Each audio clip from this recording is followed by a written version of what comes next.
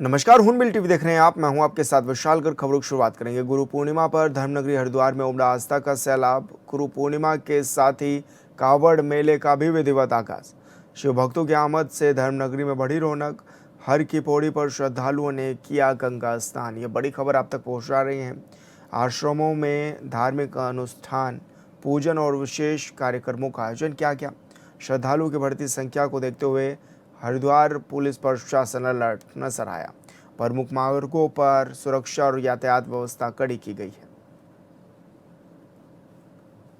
तो बड़ी संख्या में कांवड़ यात्री पहुंच रहे हैं गंगा जल लेने के लिए। और इस दौरान आश्रमों में धार्मिक अनुष्ठान भी क्या क्या है। और संवाददाता मनोज कश्यप हमारे साथ फोन लाइन पर जुड़ गए हैं। मनोज, किस तरह की व्यवस्थाएं नजर आने लगी हैं? आज से कांवड़ यात्रा का विधिवत शुभारंभ भी क्योंकि हो चुका है।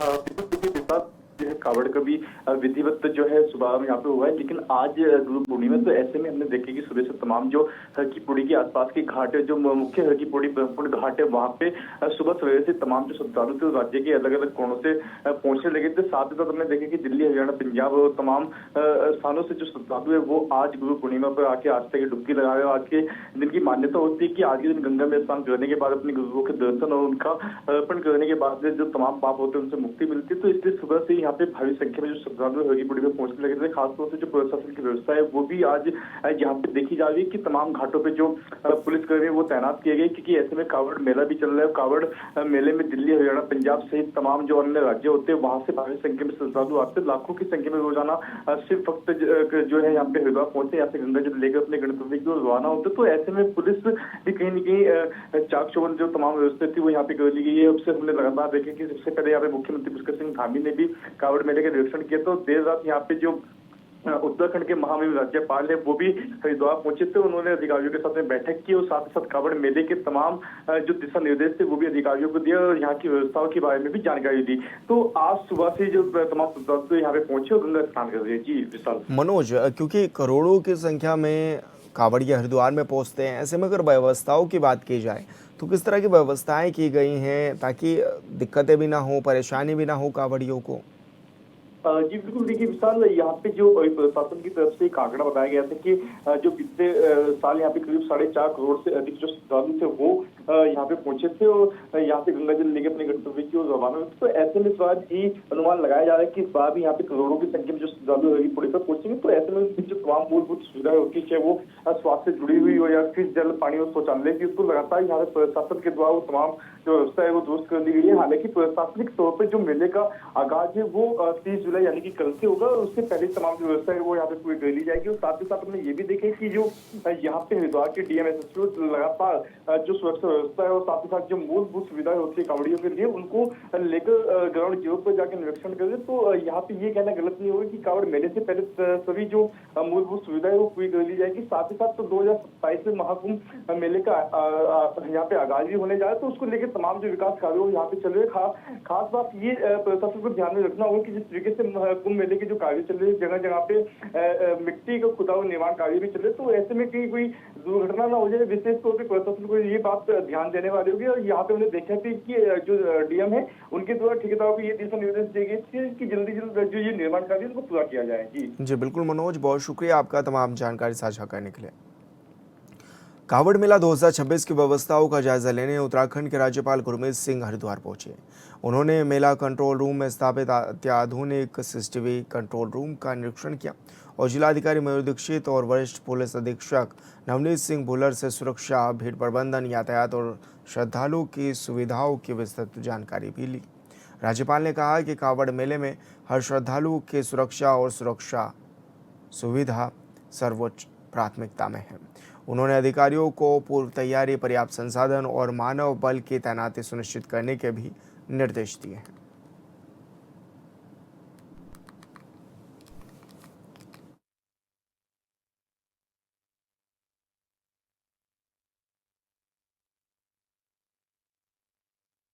बहुत खुशी हुई, आज बहुत डिटेल से ब्रीफिंग ली कि जो आने वाला कांवड़ यात्रा शुरू हो रही है उसके लिए क्या क्या प्लानिंग है, क्या कार्रवाई की गई है।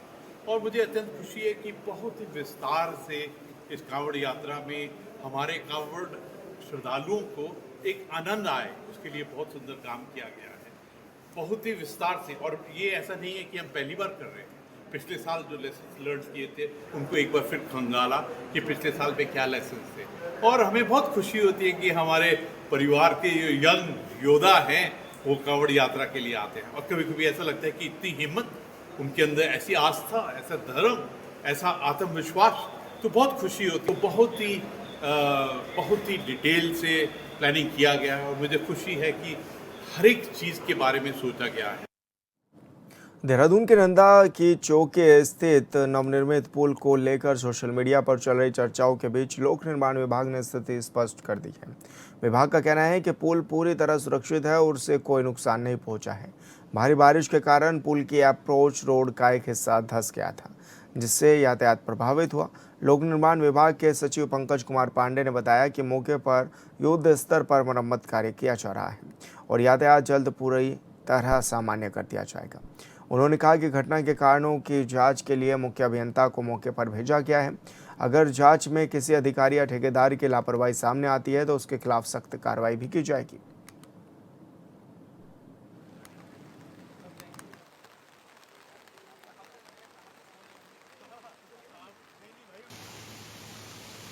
देखिए, मैं ये सबसे पहले ये बताना चाहूँगा कि पुल नहीं टूटा है, पुल क्षतिग्रस्त नहीं हुआ है। उसकी अप्रोच धँस गई है एक पार्ट में। दूसरा जो स्ट्रक्चर जो हम लोगों ने अभी बनाया, जो रिसेंटली हमने चालू किया था, उसमें किसी में भी कोई इश्यू नहीं आया है, अभी तक जो हम लोग देख पा रहे हैं उसमें।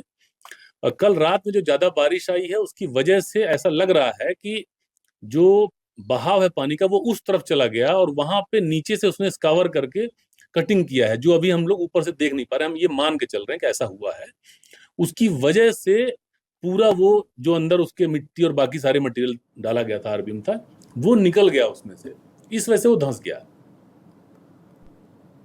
चंपावत जिलाधिकारी मनीष कुमार ने राजकीय उच्चतर माध्यमिक विद्यालय पलसो का औचक निरीक्षण किया। इस दौरान उन्होंने साफ सफाई, कक्षाओं, माध्यम भोजन और लाइब्रेरी, शौचालय के साथ ही अन्य व्यवस्थाओं का भी जायजा लिया। उन्होंने शिक्षकों को दिशा निर्देश दिए कि लगातार अनुपस्थित रहने वाले विद्यार्थियों के घर जाकर अभिभावकों से संपर्क करें ताकि कोई भी बच्चा ड्रॉप आउट ना हो सके। निरीक्षण के दौरान डीएम ने बच्चों से संवाद किया और खुद शिक्षक की भूमिका निभाते हुए सामाजिक विज्ञान में हड़प्पा सभ्यता के बारे में भी पढ़ाया।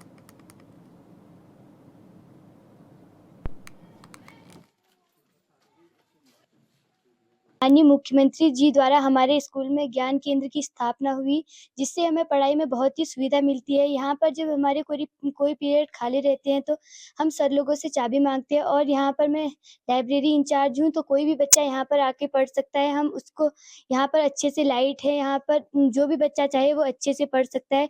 इसीलिए हम माननीय मुख्यमंत्री जी का बहुत-बहुत धन्यवाद करते हैं कि उन्होंने यहाँ पर ज्ञान केंद्र की स्थापना की, जिससे कि हमें पढ़ाई में बहुत ही सुविधा होती है और हम इसीलिए हम सभी का धन्यवाद करना चाहते हैं। पहाड़ से लेकर मैदान तक लगातार हो रही बारिश से हरिद्वार में गंगा नदी का जलस्तर बढ़ गया है।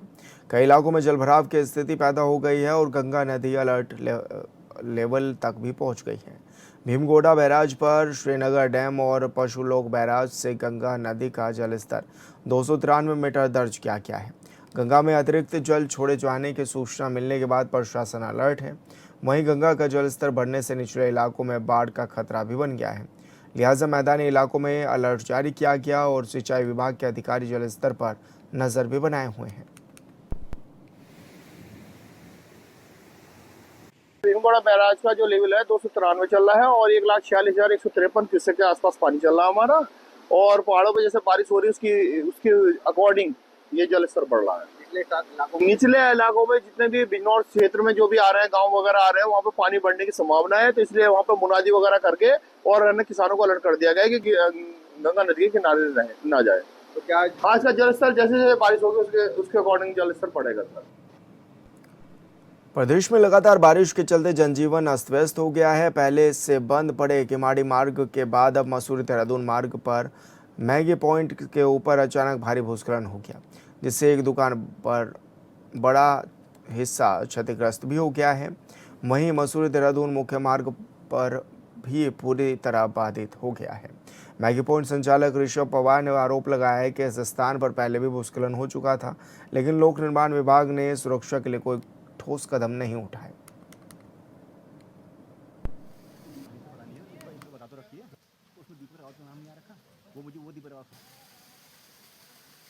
ये जो घटना पता चली है सुबह 6:30 जो रेस्टोरेंट का ओनर है, इन्होंने भी फ़ोन करके बताया कि ऐसे-ऐसे मेरे यहाँ हादसा हो गया है। इन्होंने मुझे इसकी वीडियोज़ भेजी, तब मुझे मालूम चला। लेकिन इनकी शायद नॉलेज में सुबह 5 बजे हो चुका था और शायद ये खबर रात को 2:30-3 बजे की है। शायद ऊपर कुछ बादल फटने की ऐसी कुछ खबरें हमको लग रहा है, शायद ऐसा कुछ हुआ है। ऊपर शायद बादल फटा है, इसलिए दुकान के पीछे बहुत बड़ा गड्ढा बन गया है और वो गड्ढे को आप देखेंगे तो आपको लगेगा कि वाक़ई में कुछ हुआ है पीछे।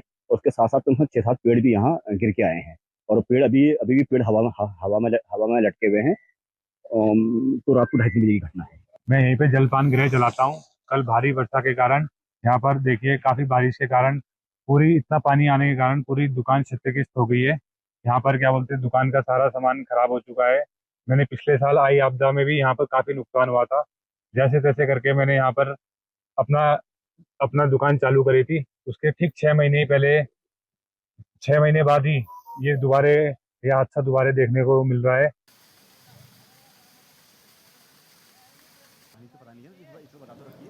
और संवाददाता शुभम ग्यारोला हमारे साथ फोन लाइन पर जुड़ गए हैं। शुभम, अभी क्या कुछ व्यवस्थाएं भी देखी जा रही है अधिकारियों के द्वारा, क्योंकि लगातार लैंडस्लाइड का जो खतरा है वो बढ़ता हुआ नजर आ रहा है? बिल्कुल, मैं आपको बता दूं कि मसूरी हर साल के बाद इस साल भी जो है कहीं ना कहीं आपदा क्षेत्रग्रस्त क्षेत्रों में आया। कहीं मसूरी में लगातार जब बारिश बढ़ती है तो कहीं ना कहीं जो भूस्खलन है उसकी घटनाएं घटती रहती है। बात करूं पिछले बीते दिनों की तो मसूरी हाईवे पे भी जो है भूस्खलन आया था। मैगी पॉइंट के पास भी एक व्यक्ति का जो है निजी होटल था, उसके ऊपर से भी एक भूस्खलन आया और पूरा होटल उसका दब के चार हो गया। उसी को देखते हुए जो है शासन प्रशासन अपने एक्टिव मोड पे है और प्रशासन ने लगातार जो है सख्ती बरती हुई है। जेसीबी वहाँ पे दी है, पीडब्ल्यूडी को भी सब निर्देश दिए हैं कि रोड पे लगातार जो है अपना चक्कर लगाते रहे। कहीं भी ऐसी घटना मिलती है तो तुरंत वहाँ पे राहत बचाव टीम भेजी जाए। जी बिल्कुल शुभम, बहुत शुक्रिया आपका तमाम जानकारी साझा करने के लिए। चमोली के थराली विकासखंड सभागार में आयोजित बीडीसी बैठक हंगामे के चलते अनिश्चितकाल के लिए स्थगित करनी पड़ी। बैठक की शुरुआत में 6 क्षेत्र पंचायत सदस्यों ने राज्य वित्त और 15वें वित्त आयोग की धनराशि के आवंटन में भेदभाव और सोलर स्ट्रीट लाइट खरीद में कथित अनियमितताओं का आरोप लगाते हुए चर्चा और जवाबदेही की मांग की थी। करीब 2 घंटे तक चले हंगामे के दौरान ब्लॉक प्रमुख प्रवीण पुरोहित और प्रदर्शन कर रहे सदस्यों के बीच तीखी नोकझोंक भी हुई। बाद में प्रधान संगठन ने भी बैठक का बहिष्कार कर दिया, जिसके बाद ब्लॉक प्रमुख ने सदन को अनिश्चितकाल के लिए स्थगित करने की घोषणा की। बैठक के बाद धरने पर बैठे क्षेत्र पंचायत सदस्यों, प्रधान संघ अध्यक्ष राजेंद्र रावत और ब्लॉक प्रमुख प्रवीण पुरोहित ने मीडिया के सामने अपना पक्ष भी रखा है।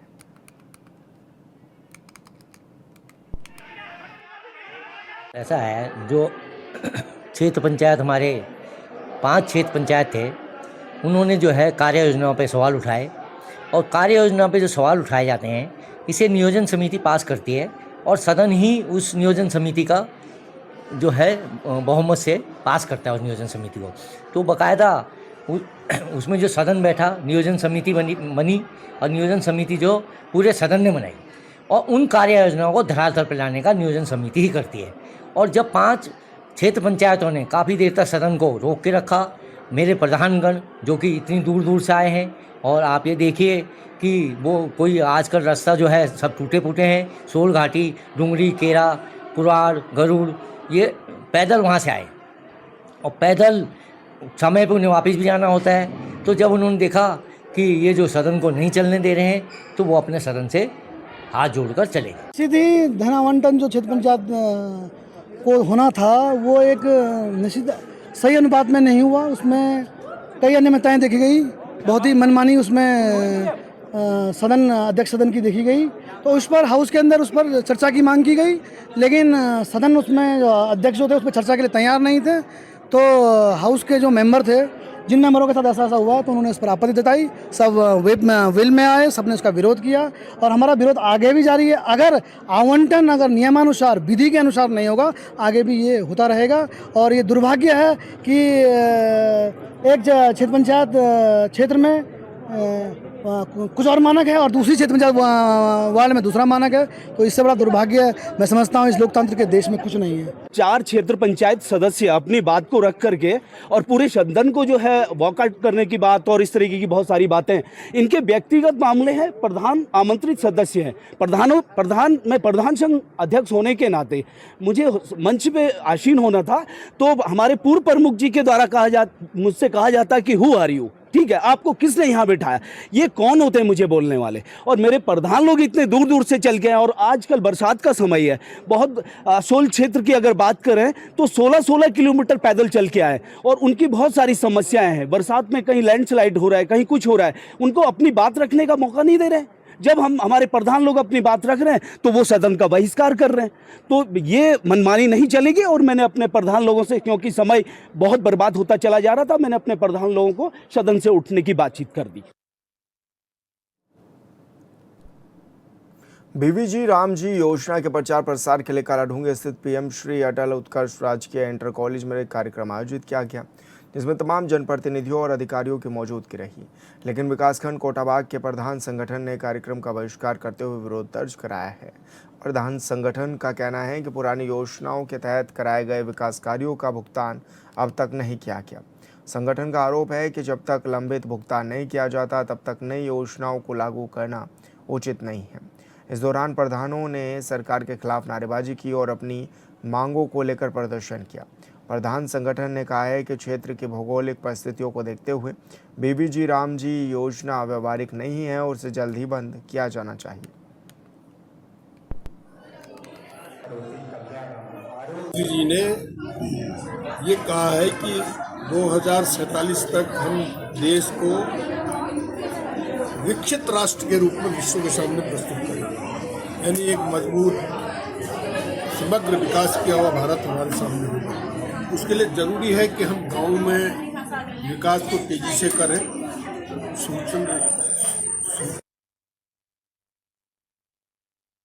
व्यवहार संचार को ठीक करें।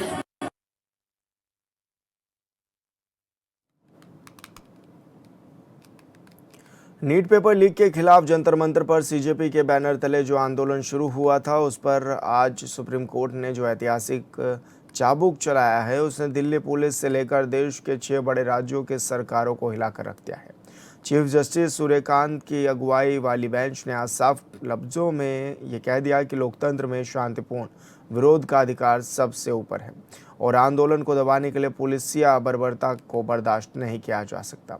लेकिन सवाल ये है कि छात्रों के आंदोलन को सच में हाईजैक किया गया या फिर पुलिस ने अपनी नाकामी छुपाने के लिए मासूम बच्चों पर लाठियां भांजी थी और उन पर इलेक्ट्रिक हथियार भी चलाए थे।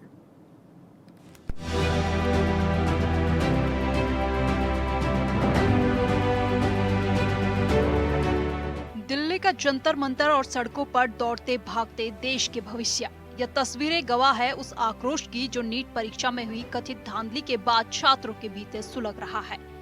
20 जुलाई को जब सीजेपी के नेतृत्व में हजारों छात्र संसद की तरफ बढ़े तो पुलिस ने लाठियां भाजी, आंसू गैस के गोले छोड़े, पैलेट गन का इस्तेमाल किया। लेकिन आज इस पूरे एक्शन पर देश की सबसे बड़ी अदालत ने दिल्ली पुलिस और केंद्र सरकार से बेहद तीखे सवाल पूछे हैं।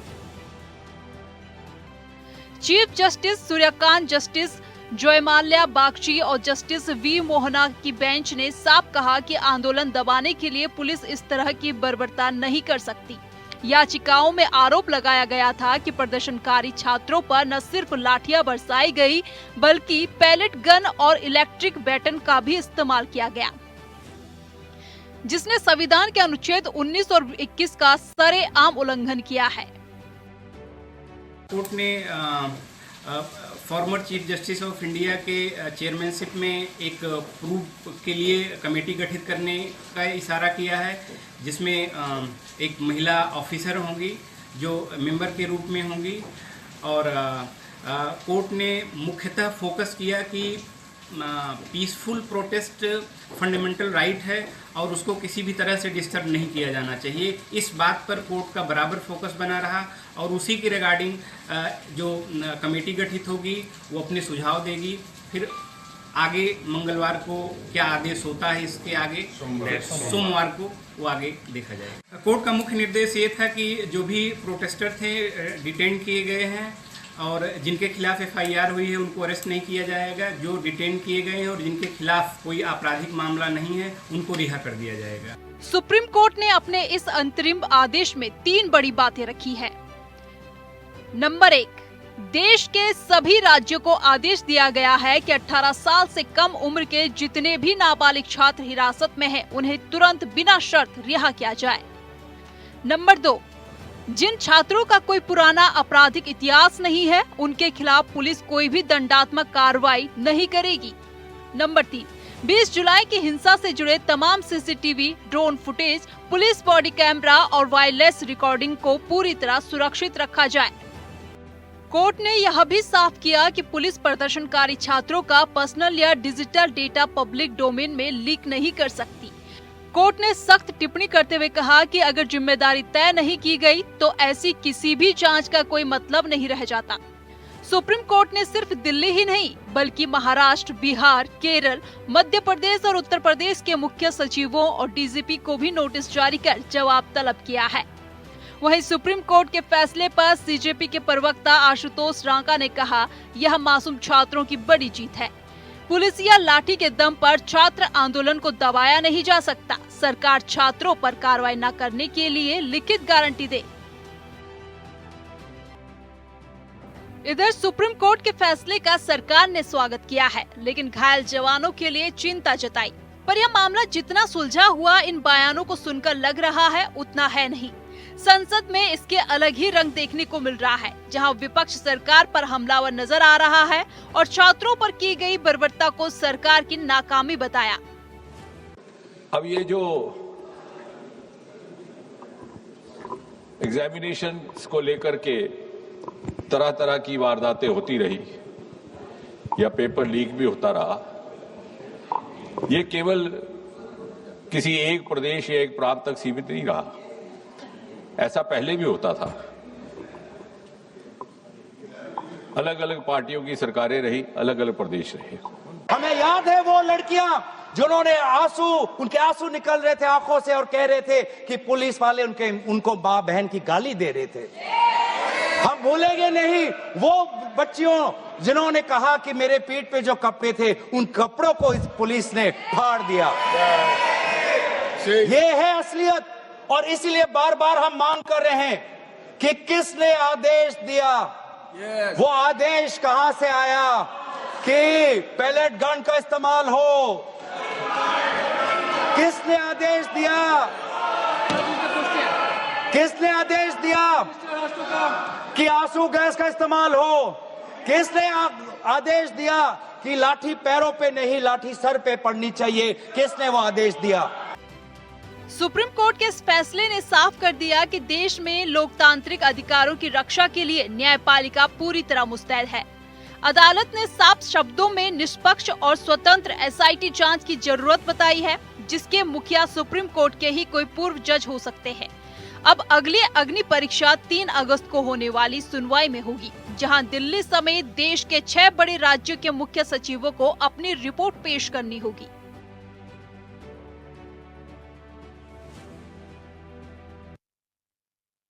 फिलहाल इस बुलेटिन में मेरे साथ इतना ही। आप देखते रहिए हॉर्नबिल TV। नमस्कार।